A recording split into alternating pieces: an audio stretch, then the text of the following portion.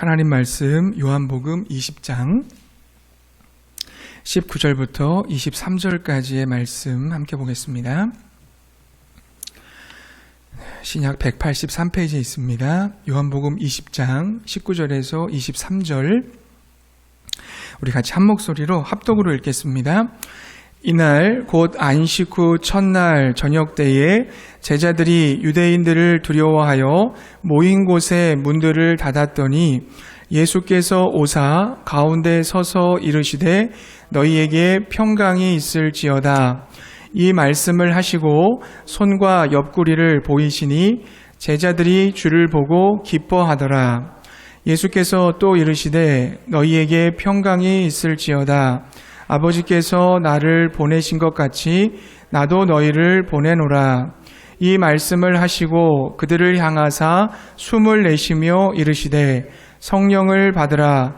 너희가 누구의 죄든지 사하면 사하여질 것이요 누구의 죄든지 그대로 두면 그대로 있으리라 하시니라. 아멘. 옛말에 그 담을 쌓는 나라는 망하고 길을 닦는 나라는 흥한다고 했습니다. 중국은 만리장성을 쌓았고요. 로마는 도로를 만들었습니다. 험한 지형에 백성을 동원해서 2700km 정도의 성을 쌓은 그 진나라는 망했습니다. 반면 당시의 기술로 무려 85,000여 킬로미터의 길을 닦은 로마는 17세기 프랑스 작가 라퐁텐의 우화에서 처음 나온 모든 길은 로마로 통한다는 말처럼 역사의 한 획을 그으며 1000년을 이어갔습니다. 예수님도 십자가에서 자신의 몸으로 담을 허무셨고 구원의 길을 내셨습니다. 그리고 12제자를 세상에 보내셔서 하나님 나라에 들어올 수 있는 그 길을 전파하라고 명령하셨습니다. 보냄받은 제자들은요, 귀신을 쫓아내고 병을 고치고 희어져 추수하게 된 많은 사람들을 구원했습니다. 복음을 전파하고 귀신을 내어 쫓고 평안을 빌어주며 구원과 심판을 선포하였습니다. 그들은 세상에 나가 죽게 하듯이 모든 일들을 했고 두려움을 이겨냈고 복음을 위해서 고난을 감내했습니다. 배우고 확실한 일에 거하면서 신앙의 경주를 달렸습니다. 그리고 승리했습니다. 제자들이 예수님의 보냄을 받은 것처럼 우리도 하나님의 대사로서 예수님께서 우리를 세상으로 보내시는 줄로 믿습니다. 하나님의 대사는요, 목회자나 선교사들처럼 특수한 임무를 띈 이들만 말하는 것은 아닙니다. 하나님의 대사는 구원의 확신을 가지고 호흡이 있는 동안 주님을 고백하며 삶의 현장에서 그리스도의 영광을 드러내는 모든 이들이 하나님의 대사인 줄 믿습니다. 지금 삶의 현장에서 기뻐하며 여호와의 아름다운 이름을 찬송하는 모든 이들이 바로 하나님의 대사입니다. 세상을 향해 하나님이 얼마나 좋은 분인지를, 얼마나 위대한 분인지를 거침없이 외치는 이가 바로 하나님의 대사인 것입니다. 낮에는 하나님의 일을 하고 밤에는 예수님의 꿈을 꾸는 하나님께서 찾으시는 그 한 사람, 그 사람이 바로 하나님의 대사, 저와 여러분인 줄로 믿습니다. 이와 같은 하나님의 대사에게 갖추어야 될 것이 있다는 거죠. 무엇을 갖추어야 된다고 그랬습니까? 우리가 지난 수요일 날 첫 번째를 봤는데 그것은 평강을 가져야 한다고 그랬습니다. 하나님의 대사에게는 평강이 있어야 한다 그랬습니다. 이 평안은 나로부터 나오는 평안이 아니라 예수님께서 주시는 평안이라고 그랬습니다. 죄와 사망의 법에서 해방된 사람만이 누릴 수 있는 그런 평안입니다. 예수님 안에 거하는 사람만이 누릴 수 있는 그런 평안입니다. 예수님을 믿어 성령을 받은 사람만이 알게 되고 그것을 얻을 수 있는 그런 평안입니다. 이 평안을 내가 누려야지만 이 평화의 복음을 세상 사람들에게 전할 수 있는 줄로 믿습니다. 오늘은 두 번째로요, 하나님의 대사에게 있어야 될 것, 두 번째와 세 번째를 말씀드리겠어요. 두 번째는 뭐가 있어야 되냐면요, 확신을 가져야 됩니다. 확신을 가져야 됩니다. 예수님은 자신의 부활을 의심하는 제자들에게 나타나서 예수님께서 십자가에 못 박혔던 그 손과 옆구리에 난 창자국을 보여주셨습니다. 여러분 20절 말씀을 보세요. 이 말씀을 하시고 손과 옆구리를 보이시니 제자들이 주를 보고 기뻐하더라 그랬습니다. 거기서 끝나지 않았어요. 부활하신 예수님은요, 8회를 지나서 제자들이 모여있는 곳에 다시 오셔서 또 평강을 선포하시고요, 현장에 없어서 예수님의 부활을 의심하고 있었던 그 도마에게 부활에 대한 증거를 또 보여주셨습니다. 부활하신 주님은 왜 2번이나 제자들에게 나타나서 자신의 손에 난 못자국과 옆구리의 창자국을 보여주시며 그렇게 자신을 확인시켜 주셨을까요? 자, 십자가에서 처형된 그 예수가 바로 지금 부활하여 나타난 자신임을 믿게 하기 위함인 것입니다. 초대교회는 이단이 굉장히 많았거든요. 그 가연설이라고 그럽니다. 그리스도가 단지 인간으로 보였을 뿐이지 예수님은 오직 신적 존재였다.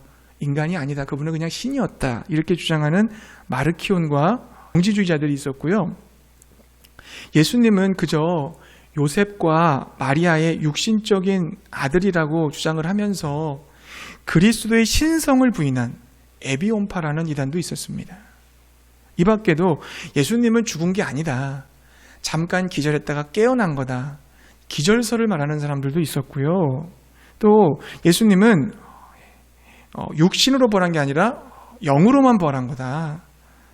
영으로 부활하고 육신으로는 부활하지 않았다. 그런 강령설을 주장하는 사람들도 있었어요.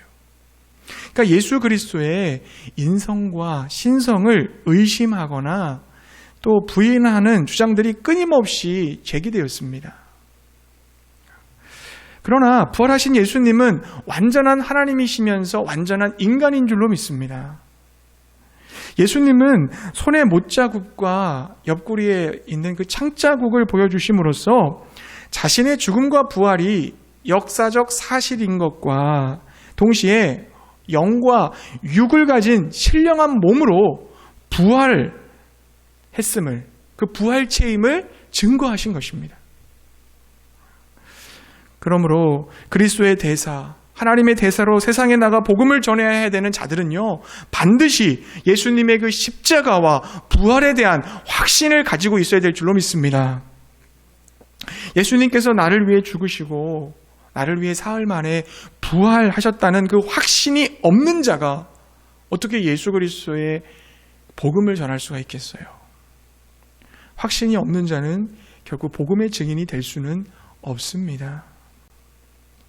예수님의 십자가의 죽으심과 그 부활을 확신한다는 것은 곧 뭘 얘기하는 거냐면요, 예수님이 나를 사랑하고 계시다는 것을 확신한다는 거예요. 자격 없는 나, 두려움에 떨고 있는 나, 넘어진 나를 사랑하셔서 나를 위해 자신의 생명을 내어주신 예수님, 그분의 그 가없는 사랑을 나는 확신하고 있습니다. 이런 의미인 것입니다. 사랑하는 성도님들, 저와 여러분을 사랑하신 예수님께서 지금도 우리와 함께하고 계심을 믿으시기 바랍니다. 나를 사랑하시는 예수님은 하나님의 대사인 나와 지금 함께하고 계시는 거예요. 여러분, 출애굽한 그 이스라엘 백성들이 광야길을 걸어갈 때 하나님은 그들보다 앞서서 가셨어요. 낮에는 구름기둥, 밤에는 불기둥으로 인도하셨습니다. 하나님은 430년이나 되는 애굽에서 종살이하던 이스라엘 백성들을 구해내셨잖아요. 애굽에서 구출하셨잖아요. 근데 단지 구원해내는 것으로 끝난 것이 아니에요. 하나님은 그들이 가나안 땅으로 가기까지 계속해서 그들과 함께 하셨어요. 성막을 짓고 그곳에 임재하셨고, 구름기둥과 불기둥 속에서 내가 너희들과 임재하고 너희를 인도하고 있어, 그런 사인을 다 보여주셨습니다. 그렇습니다. 광야길을 행진하는 동안 앞서 인도하시며 그들과 동행하셨어요. 마찬가지로 하나님은 우리를 구원해 내신 것으로 끝내시는 분이 아니에요. 영원한 하나님의 나라 천국에 들어가기까지 광야와 같은 이 인생길, 험한 길을 바로 우리와 함께 동행해 주신다는 것을 믿으시기 바랍니다. 주님 동행해 주시는 거예요. 예수님이 잡히시기 전날에도 사랑하는 그 제자들에게 이렇게 말씀하셨잖아요. 내가 보혜사 성령을 보내어 영원토록 너희와 함께 있게 하겠다 말씀하셨어요. 또한 승천하시면서 제자들을 남겨두시고 떠나시기 전에 예수님께서 하신 말씀이 있잖아요. 마태복음 28장 20절에 보면 볼지어다 내가 세상 끝날까지 너희와 항상 함께 있으리라 하시니라. 항상 너희와 함께 있겠다라고 약속해 주셨습니다. 이 말씀대로 주님은 우리 눈에 지금 보이지 않지만 영으로 우리의 심령 안에 계셔서 우리와 함께하고 계시는 거예요. 그래서 하나님의 대세로 살아가는 자는요, 임마누엘의 확신을 가지고 나가야 됩니다. 주님이 날 위해 죽으시고 부활하셔서 그 복음이 실제 진리의 복음이라는 사실을 확신할 뿐만 아니라 그분께서는 지금 나와 함께하고 계신, 성령으로 나와 함께하고 계신 그 분임을, 영으로 함께하고 계신 그분임을 믿어야 한다는 거예요. 그걸 확신해야 한다는 것입니다. 나를 보내신 부활의 주님이 지금도 나와 함께 하신다는 임마누엘의 확신을 가져야 되는 것입니다. 여러분, 성경에 등장하는 하나님의 사람들 보게 되면요, 모두 다 확신의 사람들이었어요. 여호수아와 갈렙을 보세요. 두 사람과 함께 40일 동안 가나안을 정탐하고 돌아온 10명의 정탐꾼들은요, 그들은 우리보다 강하기 때문에 우리는 그들을 치지 못한다. 그들 보기에는 우리 메뚜기 같다고 말했습니다. 그리고 그 소식을 들은 이스라엘 백성들은 통곡을 하면서 밤새도록 지도자를 원망했어요. 하지만 정탐하고 돌아온 여호수아와 갈렙은 달랐습니다. 그들의 심장은 하나님이 주시는 그 구원의 마음으로 승리로 뛰고 있었어요. 민수기 14장 9절 말씀에 그들은 이렇게 말했습니다. 그 땅 백성을 두려워하지 말라. 그들은 우리의 먹이라. 그들의 보호자는 그들에게서 떠났고 여호와는 우리와 함께 하시느니라. 여호수아와 갈렙이 우리가 올라가서 그 땅을 취하자 능히 이기리라고 말한 그 이유는 뭐예요? 그 백성을 두려워하지 말라고, 그 백성들은 우리의 밥이라고, 우리의 먹이라고 말했던 그 이유는 뭡니까?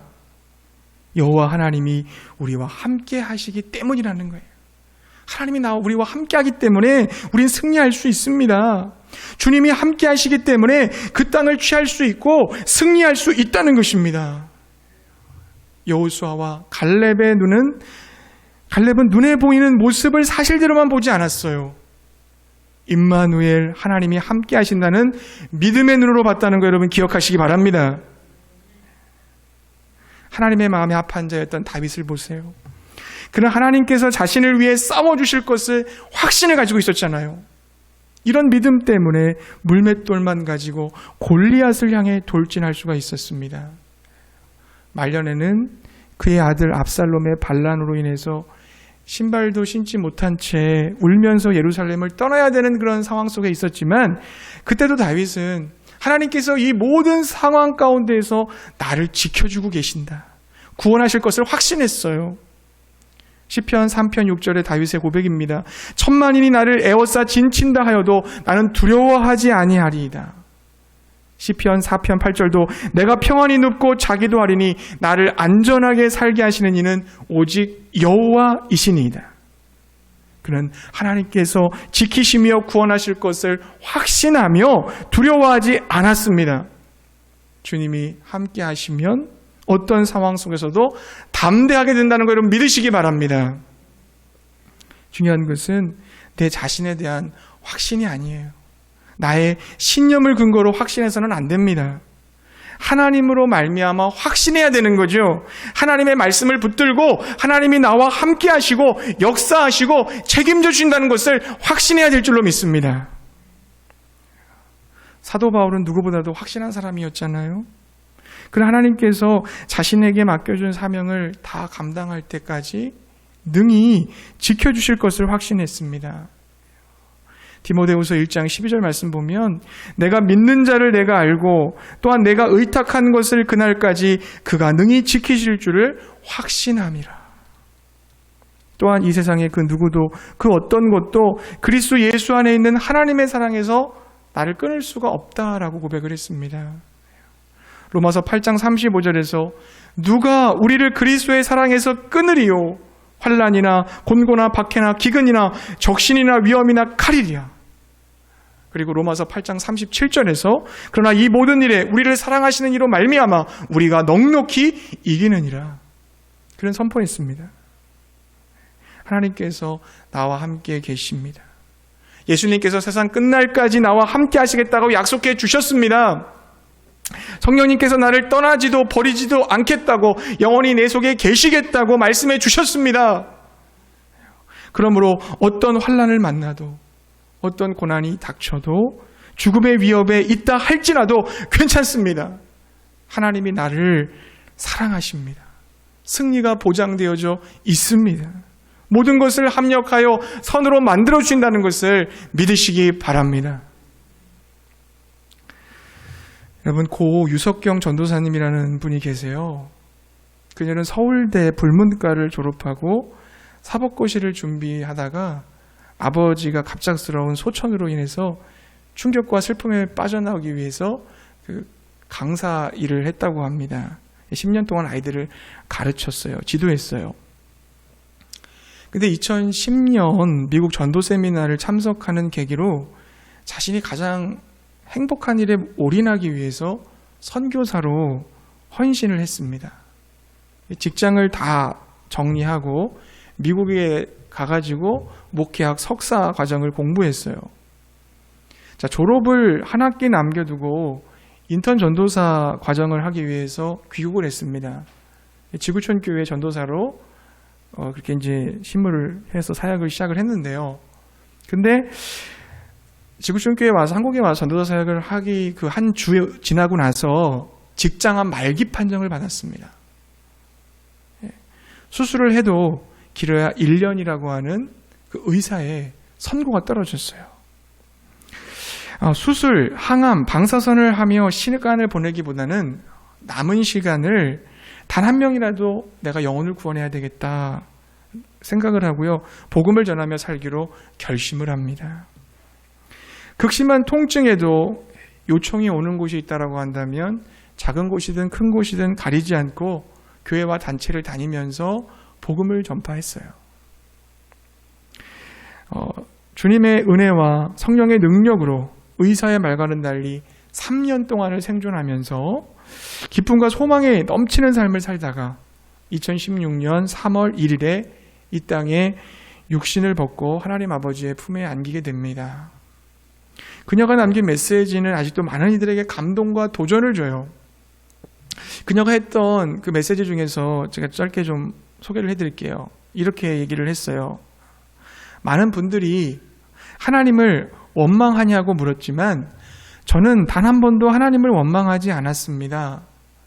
많은 사람들이 도대체 왜 너에게 이런 일이 일어났느냐고 물었지만 저는 단 한 번도 하나님께 왜라고 질문하지 않았습니다. 왜냐하면 저는 하나님을 이해하는 것이 아니라 하나님을 신뢰하기 때문입니다. 하나님이 나보다 더 잘 아시고 나의 필요를 더 잘 아시고 또 나에게 가장 좋은 것을 주신다는 것을 확신합니다. 저에게 이 고통의 시간을 통해서 복음의 놀라운 능력을 깨달은 것은 큰 축복이었습니다. 죽음의 문턱에서 느끼는 이 평안과 행복을 경험하면서 저는 더욱 이 세상에 복음만큼 좋은 것은 없구나 하고 확신하게 되었습니다. 곧 죽는다. 그것도 아주 비참하고 고통스럽게 죽는다는 사람들의 이야기를 듣고도 이렇게 행복하고 이렇게 평안한 제 자신을 보면서 복음의 능력에 감탄하게 되었습니다. 저는 죽음에 대한 두려움이 전혀 없습니다. 죽게 되었지만, 육신의 고통이 있지만 이제 죽어서 나를 위해 죽어주신 예수님을 드디어 만나고 또 그분과 함께 살게 될 것이라는 기대에 도리어 흥분이 몰려옵니다. 힘들어도 예수 그리스도 때문에 기쁘고 힘들어도 예수 그리스도 때문에 행복하고 힘들어도 예수 그리스도 때문에 감사합니다. 이것이 어떻게 가능한가요? 복음 때문입니다. 그렇게 얘기를 했어요. 사랑하는 성도님들, 예수 그리스도의 그 죽으심과 부활, 그분의 함께하심, 그분의 그 가없는 사랑을 확신하는 사람이 바로 하나님의 대사입니다. 하나님의 대사는 어떤 고난이 와도, 죽음이 내게 다가오고 있어도 하나님을 향한 믿음, 그 확신에서 흔들리지 않습니다. 주님을 향한 확신을 가지고 하나님의 대사로서 복음을 전하며 살아가는 우리 모두가 되시기 바랍니다. 하나님의 대사는 확신을 가지고 있어야 돼요. 확신. 마지막 세 번째로 하나님의 대사가 가져야 될 것, 그것은 성령 충만입니다. 성령 충만을 받아야 된다는 거예요. 부활하신 주님께서 나도 너희를 보내노라고 말씀하신 다음에 제자들을 향해서 성령을 받으라, 그렇게 말씀하셨습니다. 여러분 22절 말씀을 함께 읽어볼게요. 우리 22절 말씀 함께 읽겠습니다. 22절 같이 읽겠습니다. 이 말씀을 하시고 그들을 향하사 숨을 내쉬며 이르시되 성령을 받으라. 아멘. 자, 성령을 받으라, 이 말씀은요 명령형으로 되어 있어요. 부활하신 주님이 내리신 명령입니다. 이건 선택의 문제가 아니라는 거죠. 성령을 받아도 좋고 안 받아도 좋고 너가 결정해라, 이런 문제가 아니에요. 그리스도를 대신하여 그리스도의 대사로 세상을 향해 나가는 자들은 반드시 성령을 받아야 되는 것입니다. 부활하신 주님은 왜 제자들에게 성령을 받아야 된다고 말씀하셨을까요? 성령의 역사가 없이는 복음을 전할 수 없기 때문인 거죠. 성령의 역사가 아니고서는 누구도 그 복음을 깨달을 수가 없기 때문에 그렇습니다. 성령이 없이는 어떤 사역도 열매를 맺을 수가 없는 것입니다.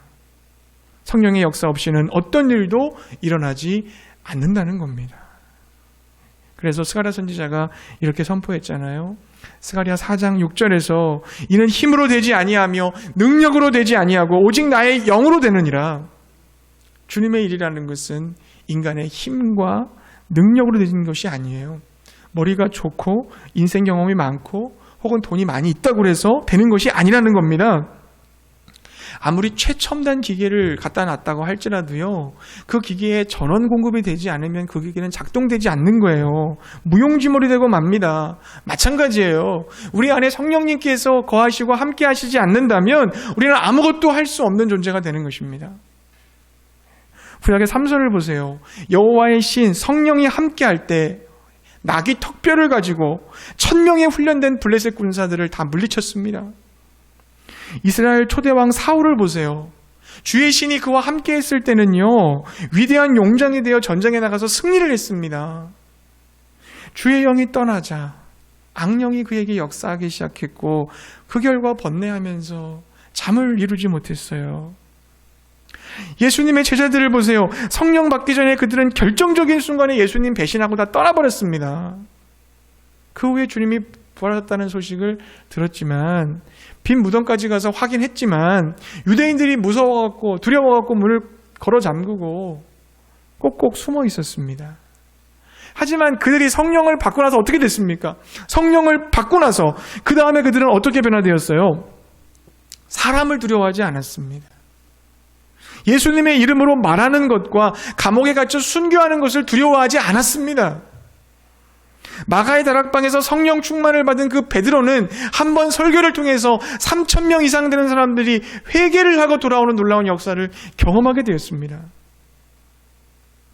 심지어 예수의 이름으로 명하여 수많은 귀신이 떠나가는, 병든 자들이 고침받는 기적이 일어났어요.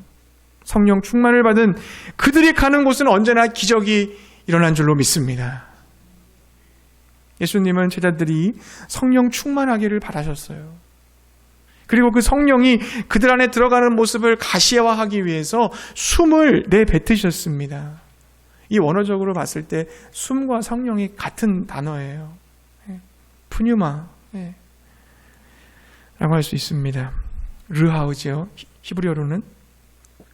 예수님이 제자들에게 숨을 불어 넣으시는 모습은 뭘 떠올릴 수 있을까요, 여러분? 하나님께서 창세기에서 첫사람 아담을 흙으로 지으시고 나서 그 코에 생기를 불어 넣어주잖아요. 그렇죠? 창조사역을 하셨던 것처럼 예수님도 제자들에게 숨을 불어 넣으심으로 말미암아 죄로 인해 죽어있는 그들의 영혼을 다시 살리는 새로운 창조사역을 지금 하고 계신 거예요. 새 창조를 지금 하고 계시는 겁니다. 예수 그리스도 안에서 새로운 세상이 열린다는 거죠. 그리스도 예수 안에 있으면 새로운 피조물이 된다고 했던 것처럼 예수 그리스도와 더불어 새로운 창조, 재창조, 새로운 존재가 된다는 것입니다. 그리스도 안에 있으면 새로워진다는 거예요. 하나님과 예수님이 불어넣으신 숨, 성령은 뭡니까? 살리는 영이에요. 여러분, 숨 쉬지 못하면 산소가 공급되지 않아서 죽는 거 아닙니까? 아무리 건강한 사람이라 할지라도 숨이 멎으면 죽어요. 숨과 성령은 곧 살리는 영입니다. 그래서 성령님이 역사하는 곳에는 치유와 회복과 살아남이 있는 거예요. 에스겔 골짜기의 그 마른 뼈들이 하나님의 생기가 불어오자 살아있는 하나님의 군대가 됐잖아요. 에스겔서 47장에 보면은 생명의 물이 나오거든요. 성전으로부터 생명의 물이 나와가지고 발목, 무릎, 허리, 머리 끝까지 차오르는 환상 보지 않습니까? 그 생명의 물이 이르는 곳들마다 모든 생물이 막 살아나요. 각처에서 모든 것이 살아나는 역사가 일어납니다. 그 모습이 요한계시록에도 나와요. 하나님 나라의 그 강물이 막 흘러가지고 그 옆에 있는 나무들이 막 열매를 맺고 나뭇잎이 푸르러지고 그런 환상을 보지 않습니까? 예수님은 그 생명의 물이 뭐냐? 요한복음에서 성령이라고 말씀해 주셨어요. 성령이라고. 그러므로 여러분, 성령은 생명을 살리는 영입니다. 그러므로 성령의 은혜가 임하면 반드시 그곳에는 살아나는 역사가 일어나는 줄로 믿습니다. 성령의 은혜가 강물처럼 임하게 되면요, 아무리 메마르고 강팍한 심령도 다시 살아나고 소생하게 되는 줄로 믿으시기 바랍니다. 스스로 절대로 안 된다고 포기해버린 사람도 성령의 은혜가 임하면 하나님의 생명으로 다시 태어나는 거예요. 새로운 사람으로 변화될 수 있는 거예요. 천지 만물을 창조하신 성령께서 역사하시는데 어찌 죽은 영혼이 다시 살아나지 않을 수가 있겠습니까? 그러므로 어떤 영혼도 포기해서는 안 됩니다. 우리의 포기는 곧 하나님의 성령을 근심시키는 거예요. 사랑하는 성도님들, 성령으로 충만하시기 바랍니다. 성령 충만을 통해서 내 영혼이 살고, 또한 성령의 역사로 인해서 다른 사람들의 영혼을 살리는 하나님의 대사로 살아가시기 바랍니다. 그렇다면 성령이 역사하실 때 어떻게 살아나는 역사가 일어나게 될까요? 어떻게 살아나는 역사가 일어나게 될까요? 용서를 통해서 살아나는 역사가 일어납니다. 용서를 통해서. 즉, 성령이 역사하면 용서하게 된다는 거죠. 용서하게 되는 용서하면 어떻게 돼요? 살아나는 겁니다. 살아나는 거예요. 23절의 말씀을 여러분 우리 한번 가볼게요. 23절의 말씀 함께 읽어보겠습니다. 23절 같이 읽습니다. 너희가 누구의 죄든지 사하면 사하여질 것이요 누구의 죄든지 그대로 두면 그대로 있으리라 하시니라. 아멘. 자, 이 말씀은 우리에게 죄를 사할 수도 있고 사하지 않을 수도 있는 특권이 있는 것처럼 보여요. 중세의 이 성직자들이 이것을 특권으로 인용해가지고 내가 너희 죄를 사하노라, 사하지 않노라, 이런 걸 특권을 누린 적이 있었거든요. 근데 그런 말씀으로 주신 말씀은 아닙니다. 그러나 주님이 이 말씀을 하신 이유는 뭡니까? 사람의 죄를 사하지 말라고 주신 걸까요? 너희가 사할 수도 있고 안 사할 수도 있어. 그러니까 사하지 마. 이런 의미로 주신 말씀은 아니잖아요. 이거는 용서하라는 말씀이잖아요. 사람의 죄를 용서하라는 겁니다. 마태복음 16장 19절에서 예수님께서 베드로에게 천국 열쇠를 주시면서 하늘의 문을 네가 열 수도 있고 닫을 수도 있다고 얘기해 주셨거든요. 그러면 하늘의 문을 닫으라는 겁니까? 열라는 겁니까? 열라고 주신 거죠, 당연히. 마찬가지로 주님께서는 제자들에게 사람의 죄를 용서하라고 말씀하시는 거예요. 그러면 사람의 죄를 용서한다는 것은 내가 누구누구의 죄를 없애주는 능력이 있다는 것을 의미하는 것은 아니에요. 하나님의 대사인 우리들이 복음을 증거할 때 그 복음을 믿고 회개하는 자는 하나님께로부터 죄의 용서를 받게 된다는 말입니다. 그런 의미죠. 복음을 들은 그 사람이 자신의 죄를 발견하고 하나님 앞에 나와서 회개하고 돌이킬 때 그는 용서를 받게 됩니다.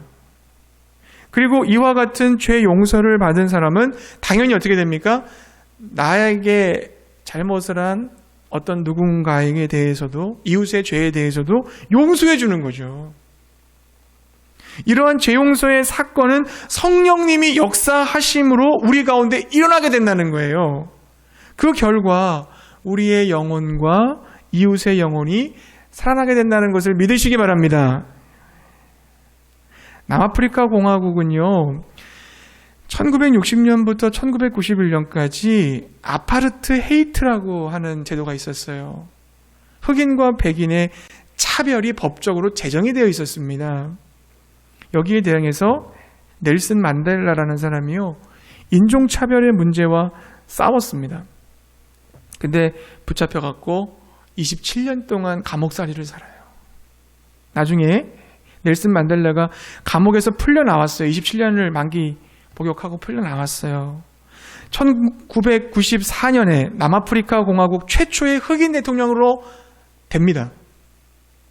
흑인 대통령 당선이 돼요. 그는 취임식에서 이런 말을 남겼습니다. 27년간의 옥살이를 마치고 활짝 열린 문을 향해 걸으며 나는 생각했습니다. 내가 받은 고통과 분노, 원한과 미움을 이곳에 다 묻고 떠나지 않으면 나는 또다시 과거의 고통스러운 감옥에 갇혀 헤어날 수밖에 없다. 갇혀서 헤어날 수 없다. 그때의 그 현명한 결단이 오늘의 나를 만들었고 우리 아이들에게 희망을 심어줄 이 나라를 만들었습니다. 무슨 말입니까?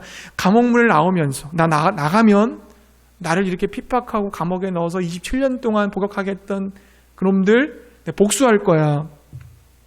그러면 나라는 또 분쟁의 상황에 들어갔을 거라는 거예요.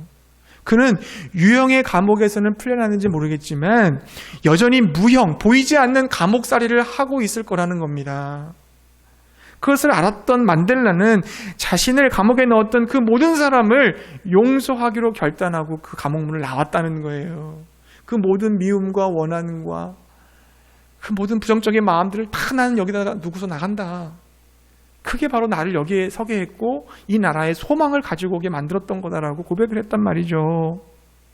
그리고 나서 에드먼드 투투라는 성공의 대주교와 함께 진실화해위원회를 만들어요. 인종차별주의 체제의 과거사를 정리해 갑니다. 그동안 인종차별을 했던 사람들을 불러와요. 그들의 죄에 대해서 그들이 정말 돌이키고 회개했을 때 받아줍니다. 처벌하지 않고 다 용서해줘요. 그래서 새로운 역사를 쓰기 시작합니다. 그 사건을 에드먼드 투투가 책으로 펴냈는데요. 그 책 제목이 용서 없이 미래도 없다.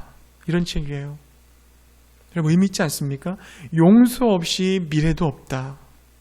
여러분 정말 예수님께서 이 땅에 내려오셔서 우리에게 정말 주시고 싶었던 게 뭘까 여러분 가만히 생각해 보세요. 용서 아니었습니까? 죄인이었던 우리들을 용서하시기 위해 오신 거잖아요.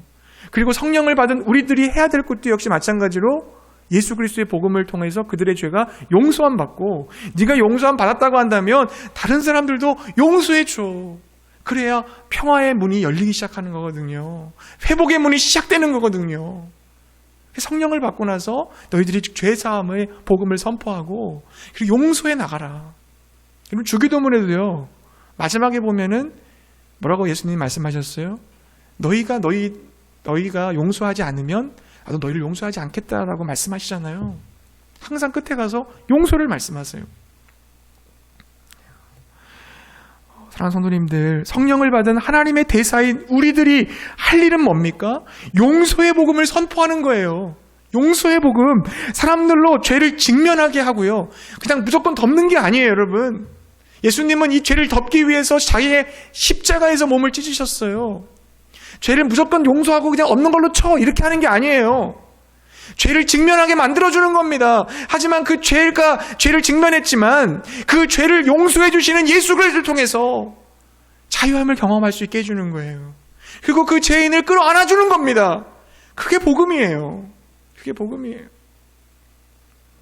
그리고 그가 받은 그 용서를 이웃에게 베풀어 줄 수 있도록 해줘야 됩니다. 그가 베풀 수 있어야 돼요. 하나님의 대사인 우리들이 먼저 성령 안에서 용서해야 될 줄로 믿습니다.